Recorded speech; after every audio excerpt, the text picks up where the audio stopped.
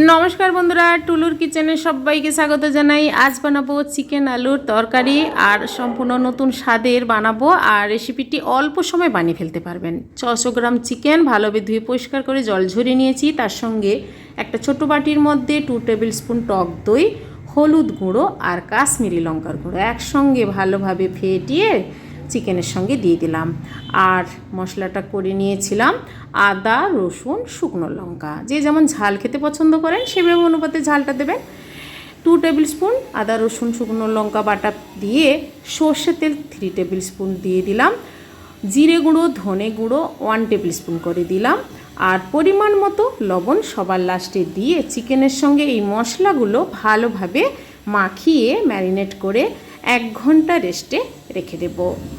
এইভাবে চিকেন রান্না করতে প্রায় 20 থেকে 30 মিনিটের মধ্যে ঝটপট রান্না হয়ে যাবে। দুটো বড় সাইজের আলু ডুমো ডুমো করে কেটে ধুয়ে পরিষ্কার করে নিয়েছি। এবার গ্যাসটা অন করে দিয়েছি। কড়াইতে সর্ষের তেল দিয়ে গ্যাসের ফ্লেমটা মিডিয়াম রেখে শুকনো লঙ্কা, তেজপাতা, গোটা গরম মশলা, লবঙ্গ, দারচিনি, ছোটো এলাচ দিয়েছি। তারপর কোচানো পেঁয়াজ, কাঁচা লঙ্কা চেরা আর একটা বড় সাইজের টমেটো টুকরো করে দিয়েছি। পেঁয়াজটাও ভাজা ভাজা হবে, তার সঙ্গে টমেটোটাও তেলের সঙ্গে নরম হয়ে যাবে। এরপর দিয়ে দেবো কেটে রাখা আলু। আলু আমি আলাদাভাবে নুন হলুদ দিয়ে ভাজছি না, এখানেই কিন্তু আমি দিয়ে আলুটাও আমি পেঁয়াজ টমেটোর সঙ্গে সঙ্গে লাল করে আলুটাও ভাজা হয়ে যাবে। তারপর আমি দিয়ে দেবো সামান্য পরিমাণ লবণ। চিকেন ম্যারিনেট করার সময় লবণ দিয়েছিলাম, তাই এখানে লবণের পরিমাণটা অল্প দিলাম। আর হলুদ গুঁড়ো দিলাম কালারটা ভালো হওয়ার জন্য। আর কিছুক্ষণ টাইম দিয়ে নাড়াচাড়া করে ভেজে নেব। তারপর ম্যারিনেট করা চিকেন কড়াইতে দিয়ে দিলাম। দিয়ে গ্যাসের ফ্লেমটা মিডিয়াম করে আরও মিনিট দুয়েক নাড়াচাড়া করে কষিয়ে নেব। কিছুক্ষণ টাইম দিয়ে চিকেনটা কষিয়ে নিতে হবে।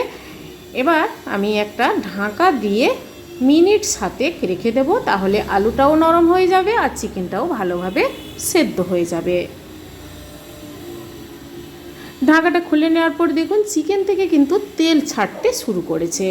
এবার নাড়াচাড়া করে সবার লাস্টে আমি দিয়ে দেব জল।